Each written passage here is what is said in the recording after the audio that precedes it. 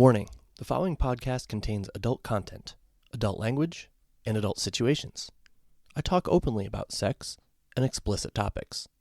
If you are under the age of 18 or are uncomfortable listening to sexually explicit narratives, please listen no further. I am not a professional therapist, counselor, or doctor. I'm just an average guy in the swinger lifestyle who likes to share his experiences. This podcast is for informational and entertainment purposes only. Please seek a professional if you are in need of advice, guidance, or care as it relates to sexual health or alternative lifestyles.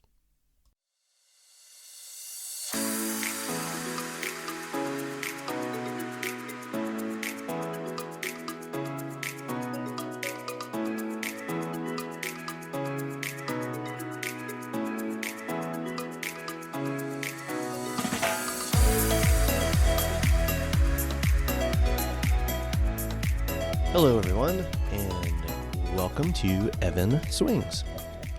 This is a podcast about the swinger lifestyle, all from a male perspective. Mine. Yeah, I'm Evan. I'm one half of a lifestyle couple, the other half being my wife, Eva. Now, before I go any further, I just want to let everyone know that I'm a teacher and I'm on spring break right now. So I'm putting out several episodes within a short amount of time, while I have the time to record them. So once I get these episodes out, I do plan on spacing them out and creating kind of like a regular schedule. I'll probably start publishing episodes, maybe once every other week, something like that. But right now, I just wanted to kind of get a foundation built for the podcast and have some episodes kind of in the bank, so new listeners can hop on and kind of see what this is all about. But back to me and Eva. At the time of this recording, we are rapidly approaching the 3-year anniversary of entering the lifestyle. We are having the time of our lives. Who would have thought we would be having more fun in our 40s than ever before? But admittedly, we occasionally do hit a bump in the road. And I think that's kind of a given in the lifestyle. Not every experience is going to go perfectly. So that's what this episode is going to be about. Something that didn't go quite smoothly for us within our first 6 or 7 months in the lifestyle. And so first, I think I should give you some background information about Eva and myself. So I was listening to another podcast. It's called The Accidental Swingers, and it is fantastic. I highly recommend it. And one of the things that they said that really hit home for me is that there are 2 types of swingers. There's social swingers, and then there's sexual swingers. Now, social swingers, they prioritize the social aspect of swinging. They want to go on dates, spend time with other couples. Chemistry is of the utmost importance to them. It's more of a friends with benefits type of situation. Now, sexual swingers, they just want to have sex. They are willing to just meet and fuck. A lot of sexual swingers are known as what's called bed hoppers. They'll just hop into bed with anyone and everyone just to get laid.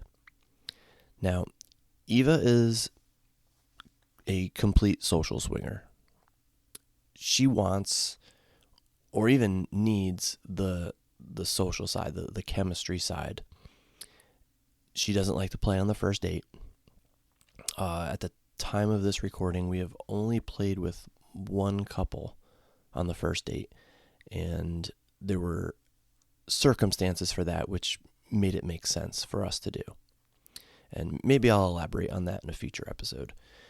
But anyway, as for me, I am somewhere in between a social and a sexual swinger. I enjoy both. I love having friends with benefits. And in fact, I would probably say I lean more to the social side of it. I love hanging out. I love going on dates. But at the same time, if I met someone and there was immediate mutual attraction, I would have no issue whatsoever with having sex with her right then and there. Because of this, I follow Eva's lead. It is important to never intentionally do something to make your partner uncomfortable. I mean, that's just common sense, right?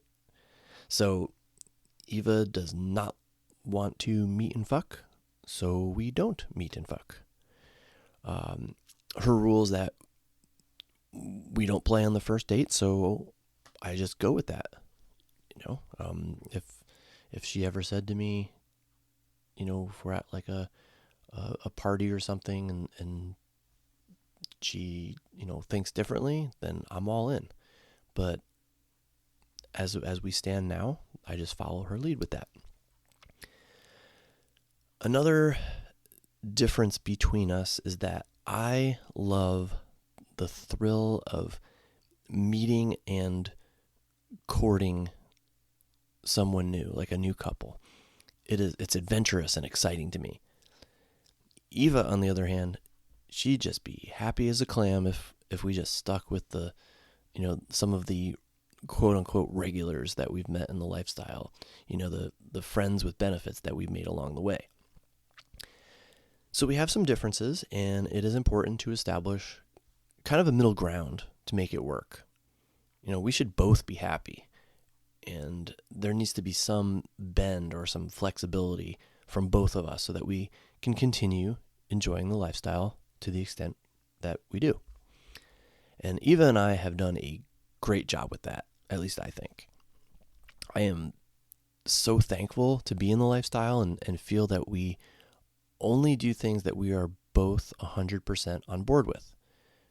Respect and comfort are top priorities, both between us and with the other couples that we meet. And sometimes that's hard because, every couple can have different rules and different different comfort levels, and they're in the lifestyle for different things. There are full swap couples and soft swap couples. There are couples who only want parallel play or only want to watch, and some only want to be watched. Some couples only play together, and some allow separate play. Then you have, couples that have a bisexual person, and some do not. Some like toys, some don't. Some are interested in anal play, and some, keep that completely off limits. And then there's even couples that, that say condoms only, or believe it or not, there's some couples that we've met who absolutely insist that condoms not be worn. And there's others who are into bondage and pain and into all this other kinky stuff. So when someone says that they're in the lifestyle, that encompasses a very broad spectrum. And there are just so many different levels of comfort and expectations and desires. And it's just important to respect those differences. And it also sometimes makes it an adventure in itself, finding a compatible couple. And that brings me to our next adventure. If you listened to my last episode, you may remember me mentioning that I received an interesting text while I was at the Champagne Hotel takeover in Cincinnati. Well, allow me to explain what happened. Somewhere around August, September, I came across the profile of a woman on one of the apps I was using, and I can't remember which one. And she was absolutely stunningly beautiful, like out of my league beautiful. And I can't remember what else about her profile attracted me, but I do remember she was about 10 years younger than me, a little more actually, I think. Now, that didn't really attract me more to her, just something I remember from her profile. But totally 100% out of my league. And the way these apps work is that if you see a profile you're interested in, you hit the like button. And if that person happens to like you back, then it's a match and you can start chatting with them. Well, she liked me back. I was very pleasantly surprised. She was from a city called Hamilton, or the Hamilton area. So I secretly gave her a nickname, and I called her the Hamilton Hottie. We began chatting a lot, and I very quickly realized that I was not just attracted to this girl's appearance. She was just super freaking cool. She had an amazing personality, at least from what I could tell from texting. And she was an amazing conversationalist. She just seemed to be the complete package.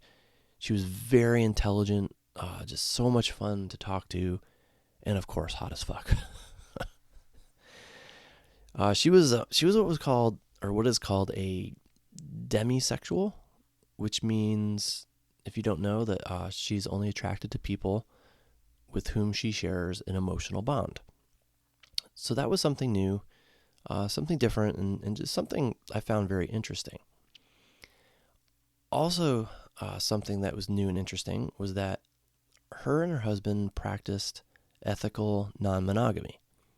They could and would play separately. All new stuff for me at the time, because when I started chatting with her, which was, like I said, August, September-ish, Eva and I had only been in the lifestyle for around 3 months, I'd say. Well, Hamilton Hottie and I were hitting it off big time. Then, suddenly, the messages completely stopped. In fact, her profile was deleted on the app that we used to communicate. It was completely gone. It was like she ceased to exist. Now, I'm not going to lie, I was a little broken up about it. She and I seemed to have this real connection, and I found that I really missed chatting with her. She was unlike anybody else I had ever chatted with in the lifestyle. She was different, and we just, like I said, we just had this connection that I can't really explain. What I did next was either incredibly romantic or incredibly stupid, or both, and maybe even a little stalkerish and creepy. But hopefully, listeners, you will understand that I had no malicious intent here. I knew her first name, and at some point she had told me her husband's first name, and I knew she was from the Hamilton area, so I did a quick Google search and quite easily found her last name. So then I hopped on Facebook, and sure enough, I found her. So I decided to send her a message.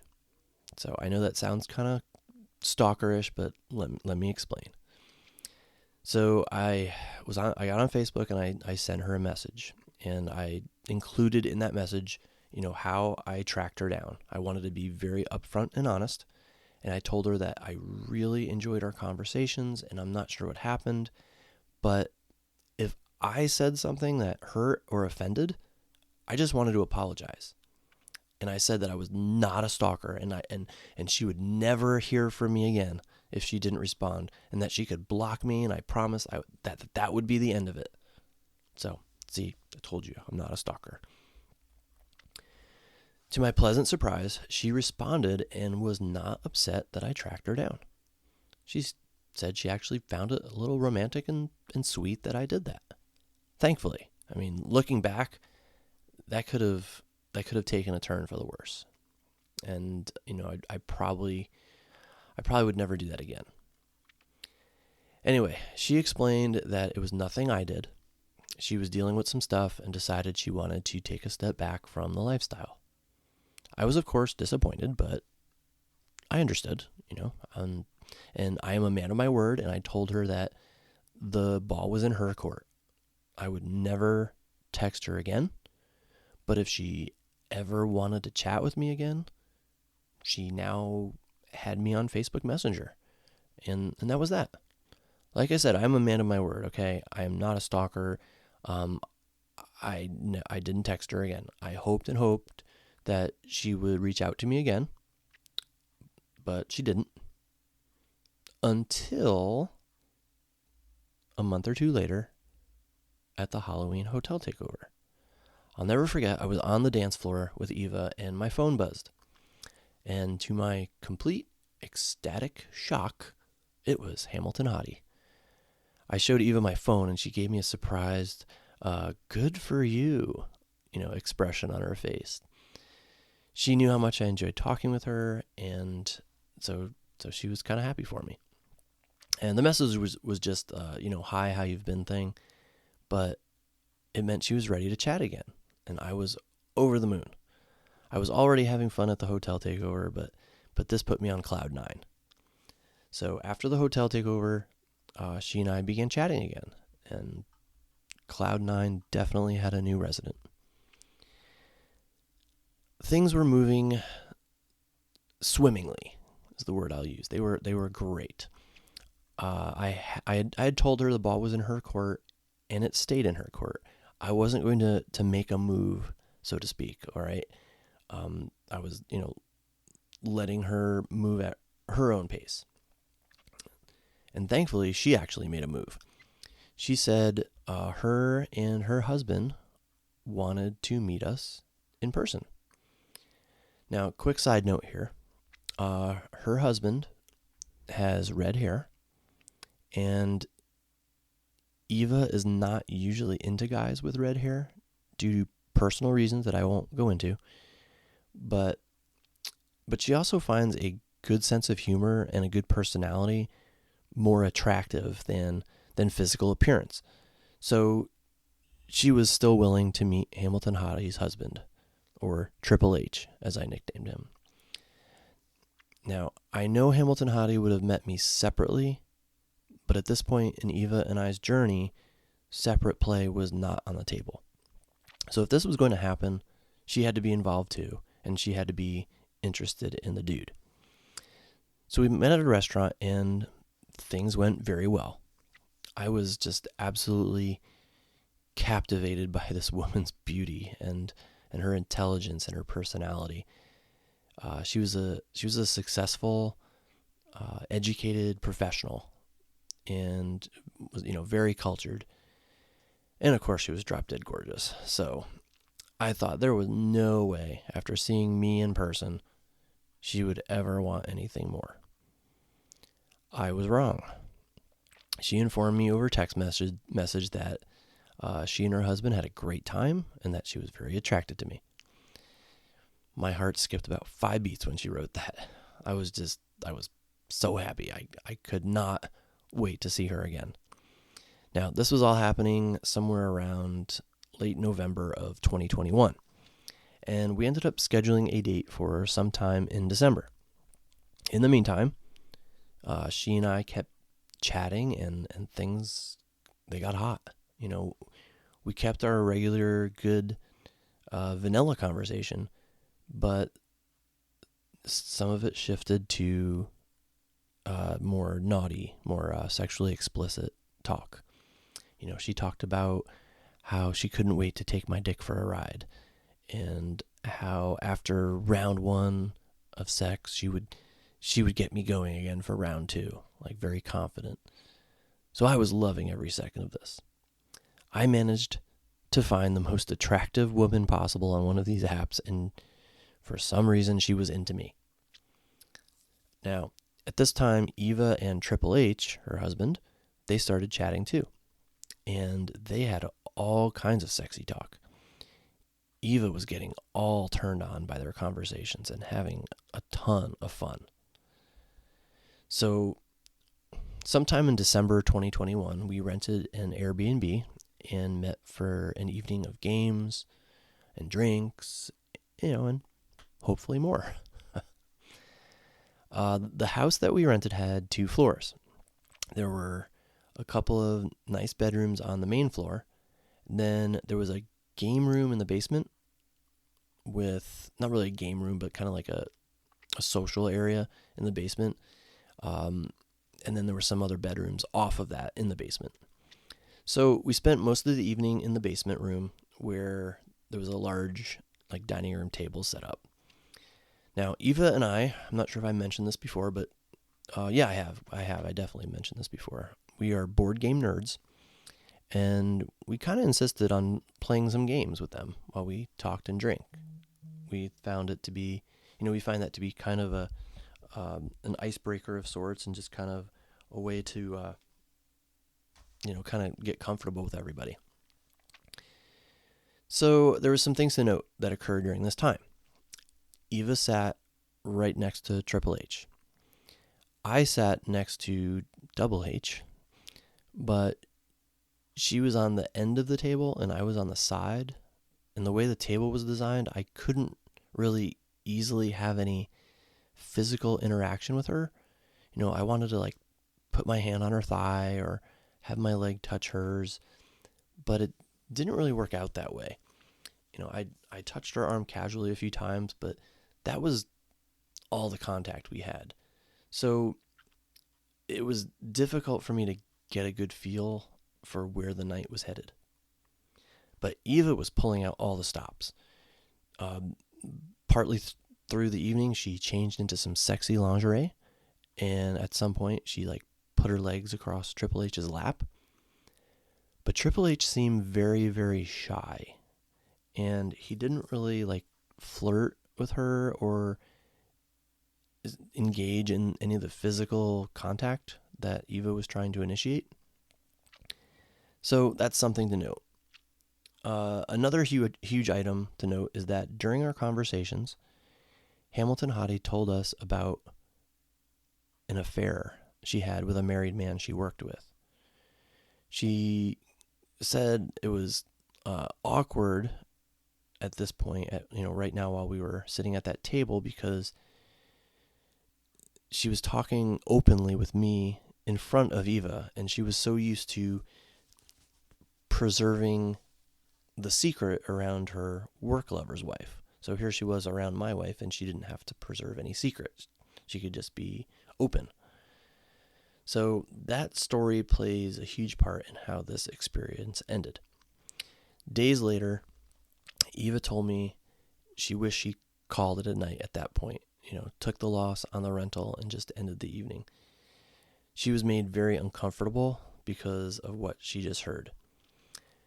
She suddenly became worried that Hamilton Hottie was like a homewrecker and wanted to steal me away as her boyfriend. But she knew how much I wanted her and didn't speak up. So let me kind of jump to the action here. Hamilton Hottie went upstairs to get something, and I don't remember what. And I had to go upstairs to the kitchen for something. When I returned to the basement, Eva and Triple H had already gone to the bedroom to play. So, that was a little surprising. But this was it, I went back upstairs and I found Hamilton Hottie in one of the bedrooms, and I really don't remember what she was still doing in there. But I said something like, well, Eva and your husband moved things to the bedroom, so I guess you're stuck with me now. It did not take long. We went from hardly touching all evening to full-blown all over each other in a matter of seconds. The clothes came off so fast, and she hopped on top of me, and I was inside her in a matter of seconds. Okay. Excuse me. Not a whole lot of foreplay, just raw passion.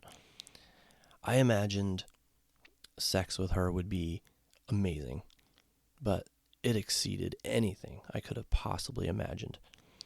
She was enthusiastic, and she was vocal, really, really loud, and she talked dirty. Now, Eva isn't very vocal at all and doesn't say much during sex. But Hamilton Hottie said things like, fuck me a lot. And that just turned me the hell on. We were interrupted by a knock on our door at one point. And Eva told me through the door, it was her, she said, check your phone. I was distracted, so I didn't realize she was texting me. I didn't hear my phone buzzing. And she was asking me if it was okay if we did not use condoms. Well, she could have asked me for anything at that moment, and I would have totally agreed to it. But I was even more excited now because condoms suck. I get it. They're a necessity in the lifestyle, but they do suck. Now, it probably wasn't a wise decision playing with a couple for the first time and not using condoms. And it's something Eva and I discussed in the future, but in the moment I was comfortable saying that condoms were not necessary. She assured me there was no cause for concern, meaning no STDs, and I believed her. She was smart, intelligent, professional in the medical field. I had no reason to think she was lying. So I told Eva it was fine, and I guess Triple H was maybe having a little bit of trouble performing or finishing, so she wanted to just make sure it was okay with me if she told him he didn't have to use one, and thought that would help. So I was fine with it. I whipped the one I was using off so quickly, trust me. And we continued. To be honest and frank here, to this day, I have never been ridden by a woman as well as she rode me. She was just absolutely amazing in every way. And to this date, I would still call it the best sex I've ever had outside of sex with my wife. Now, I finished at one point and we just laid on the bed naked, talking and laughing and just having a grand old time. I was just total heaven. And I figured Eva was having just as much fun in the basement. Spoiler alert, she was not. It was during this time that I discovered that my penis was not below average in size, like I thought. Actually, I probably thought it was average. According to Hamilton Hottie, I'll never forget this. She said I was well above average. She said, I believe her words were, "It's like you have a third arm down there." So that was pretty funny, and it was just a major boost to my self-confidence. Hey, I'm a guy. Okay, we think about these things. So after talking for a while, my dick got hard again, and we went to round 2. And I can't even put into words how much fun I had. How much I liked this girl. She was a spitfire in bed, and I was just loving every second of it. When round 2 was ending, I got another text from Eva asking if we were done. So it was time to regroup. So we went downstairs, exchanged some hugs and pleasantries, and then went to our bedrooms with our spouses. Now, Eva and we stayed in the basement bedroom, and Hamilton Hottie and her husband went back upstairs. So it was reclaim sex time. God, I love reclaim sex. This time we had it while we heard Hamilton Hottie and her husband going at it in the upstairs bedroom. Now remember, I told you how loud and vocal she was. So that was pretty hot too. And that was it for the night. We got up in the morning expecting to go out to breakfast with them, but Eva was pretty slow getting moving in the morning, as she usually is. I love you, honey, just so you know.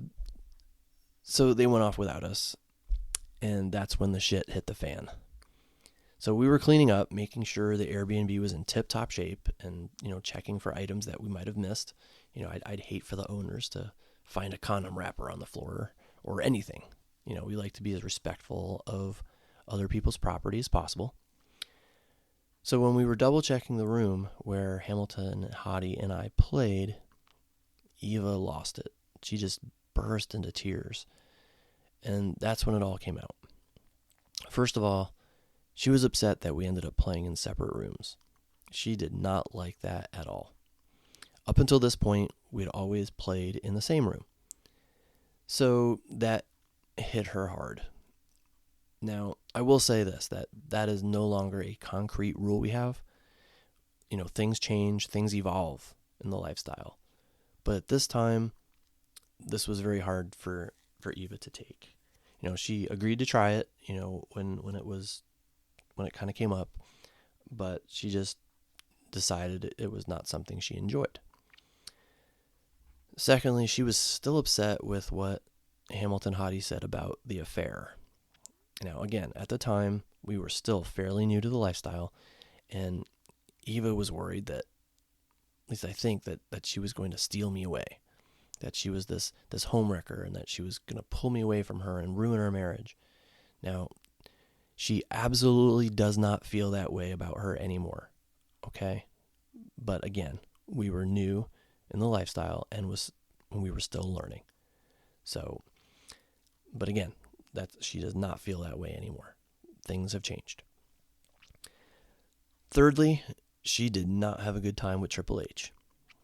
There was just no chemistry, according to her. All right. From their flirtatious chats that they had, she assumed that he was more of an outgoing person. And in reality, he was just very quiet and reserved. And she described him as a completely different person in person than the one she had been texting with for a while. That was another reason why she didn't like being in separate rooms. She didn't have an out.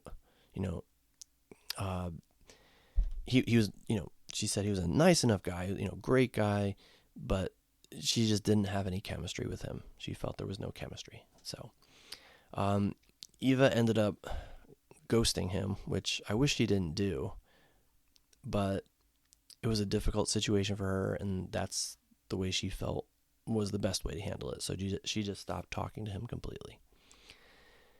So all these emotions came out, and to be honest, I thought maybe we were done completely with the lifestyle, with how upset Eva got. When we got home, she made me tell Hamilton Hottie that we were no longer interested in getting together again, and it did not go over well with her either. She was upset, and rightfully so. She accused me of just wanting sex from her, and I guess insinuating that I faked the emotional connection I felt with her. Not true, obviously, and I explained that. And I think with what we were saying, she kind of felt attacked, and things did not end well, needless to say. After a little bit of back and forth, it became friendly enough, and we kind of ended things on decent terms.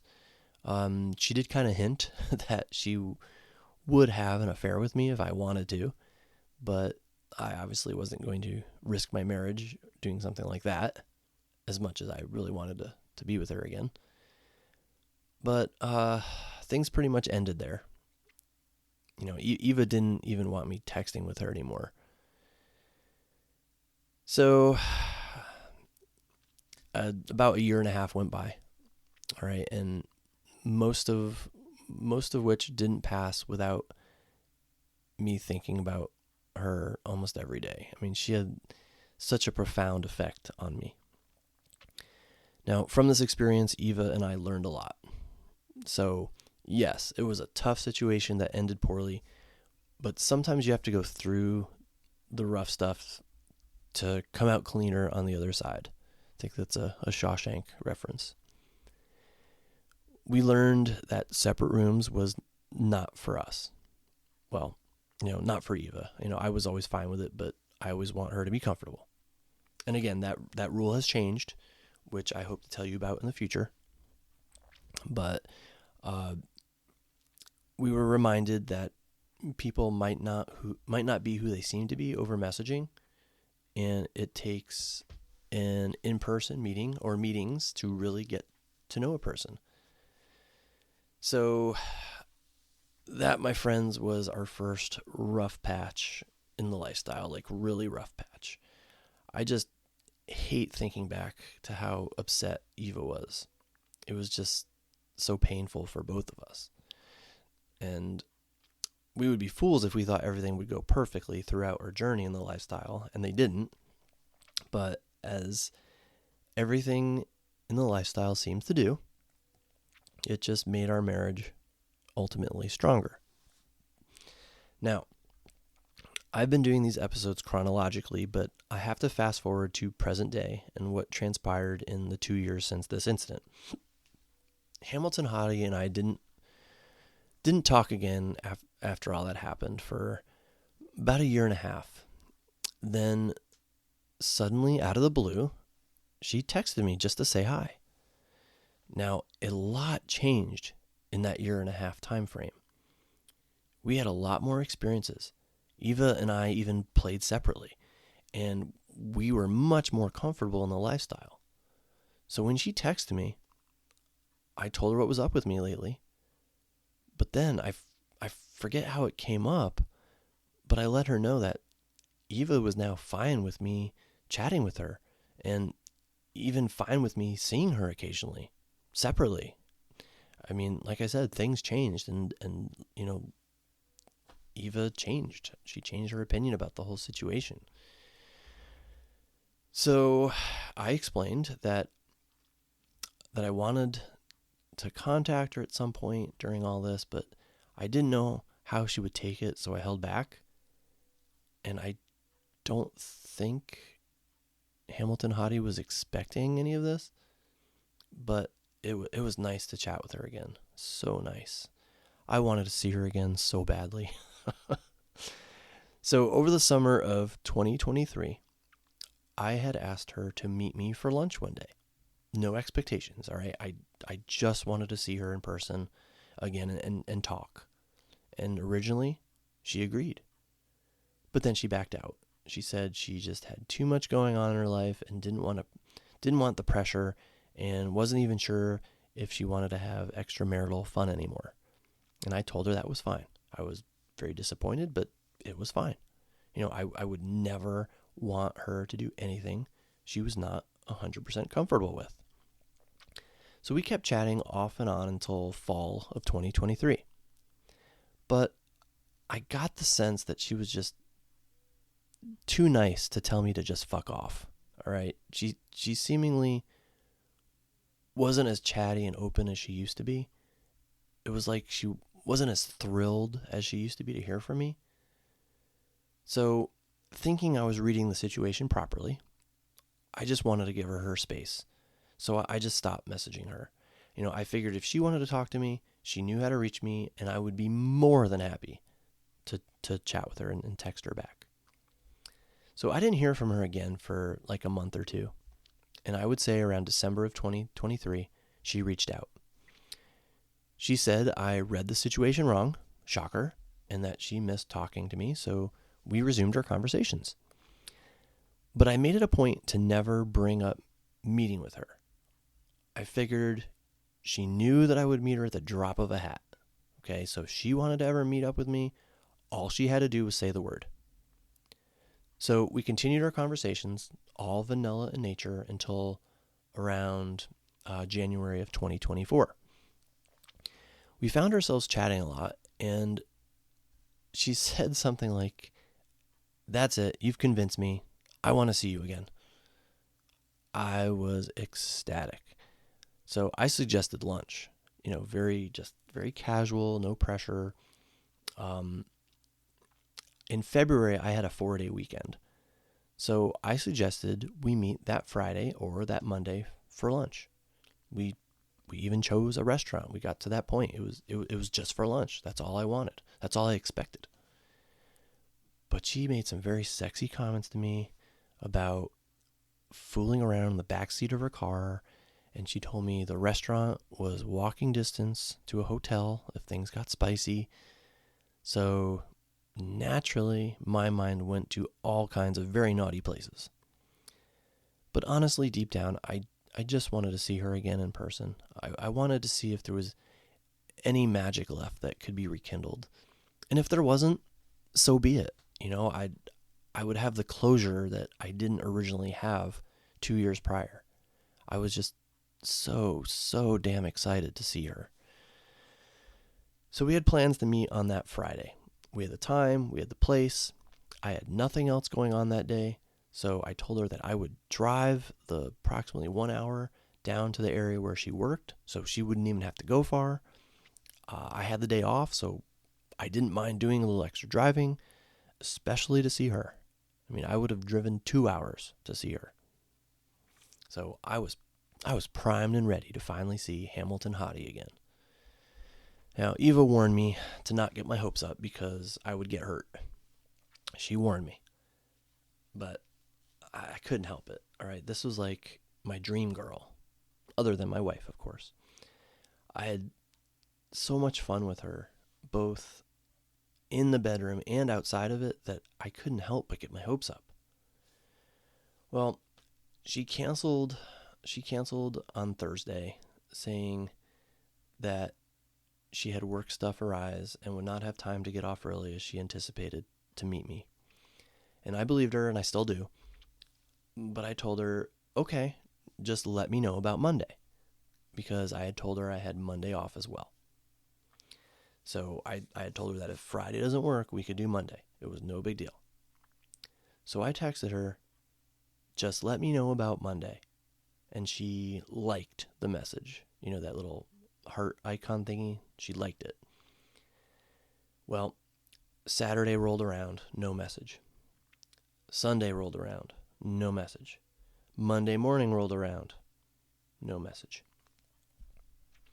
I'm not going to lie, I was hurt. You know, I was so excited. I was so excited to see this girl again.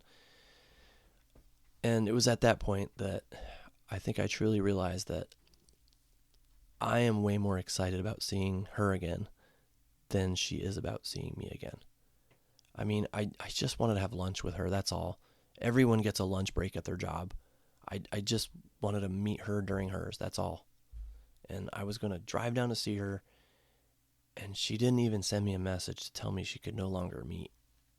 You know, if she couldn't make it because something came up, I figured I'd get a message like, hey, sorry, it looks like Monday's not going to work. Let's get together some other time. Something like that. But no, she just didn't even message me at all. Now, I know life can get very busy, and I'm one of the last people she should have to worry about messaging. So I'm not upset about that. I get it. Life happens. But I guess I'm upset with myself because I once again read a situation wrong. I am way low on the importance scale. But if the situation was reversed, I would have texted, I would have apologized profusely, and I would have proposed a new date to meet. But she didn't. Proving to me that she was not as interested in seeing me again as I was to see her. And I really, really wanted to see her again. It is so disappointing that she just isn't as excited as I am. And maybe too much time has passed, I don't know. I honestly was not angry with her at all, and I'm sure she had family or work-related reasons for not being able to meet with me. But again, if the roles were reversed, I would have contacted her, knowing how excited she was to see me. And I would let her know, I was unavailable, or even, I'm no longer interested. I'm sorry this it's kind of dragged on, but being honest, I'm no longer interested. Now, that would have sucked too, but at least it would have been a response. It would have been some kind of closure to this. But I did send her a message on Monday when it was obvious we weren't going to meet. I told her that I wanted to keep chatting with her, but I asked her politely to not mention meeting in person again unless she was truly ready and excited to do so. My heart would just not be able to take another letdown. Now, in typical Evan fashion, I tried to include humor in my message. I wanted to show that I really, truly wasn't angry.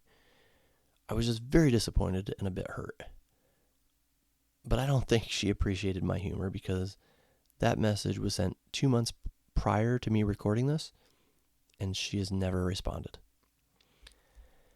I'm still holding out hope, though. I mean, I have yet to have another lifestyle connection like the one I had with her. I enjoyed chatting with her more than any other woman I've met in the last 3 years. She has proven to be unmatched in the bedroom, just an absolute knockout, and is just a totally fucking cool person. Now, she's contacted me out of the blue on a couple different occasions when I figured I'd never hear from her again. So that could happen again. My hope remains alive. Maybe I'm being a fool, who knows? I wish I met her further along into our lifestyle journey, because I would have been allowed to meet with her separately from the get-go, and maybe that whole situation at the Airbnb with Eva would have been avoided. But sometimes the lifestyle is just an evil, unforgiving bitch. So that'll wrap things up for this episode. If you have made it this far, thank you. I know I had a lot to say this episode, but it was a pivotal story, significant to our story as a couple in the lifestyle. So I wanted to make sure I included lots of detail. So that's it for now. Please feel free to hit me up with any questions you might have. You can find me on Kik or Instagram at Evan Dienson. That's EvanDeanson, Evan Dienson. Just be warned, I do not check that Instagram account very often, so if you do contact me that way, it'll probably be a delayed response. You can ask me any questions you want to ask, propose any topics you'd like to propose that I might be able to include on a future episode of this podcast. But until next time, take care, everyone.